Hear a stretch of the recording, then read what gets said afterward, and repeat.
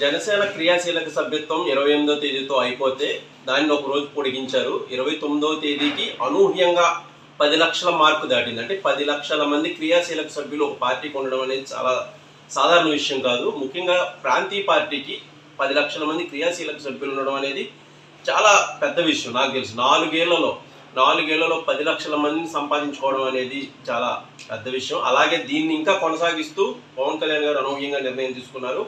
August 5 వరకు క్రియాశీలక సభ్యత్వం పెంచాలని నిర్ణయం తీసుకున్నారు. ఈసారి ఈ మార్కు 12 లక్షలు ఖచ్చితంగా చేరుతుంది అనేది అయితే బలంగా వినిపిస్తోంది. 12 లక్షలు అంటే 12 లక్షల కన్నా ఎక్కువగానే ఉండొచ్చు, తక్కువ ఉండదు అనేది తెలుస్తోంది.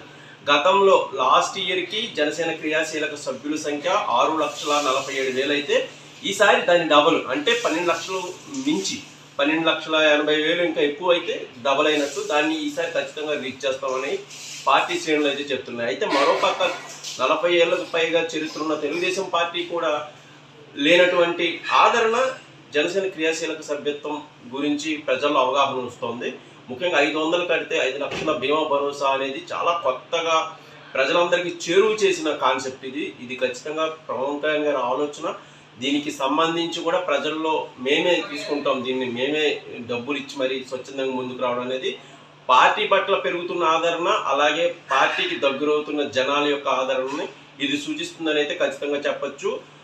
ఆగస్టు 5వ తేదీ నాటికి ఎంత ఈ మార్క్ ఒక మెమరబుల్ మార్క్ అనేది అయితే రాబోతుందని అయితే క్లియర్గా అర్థమవుతుంది.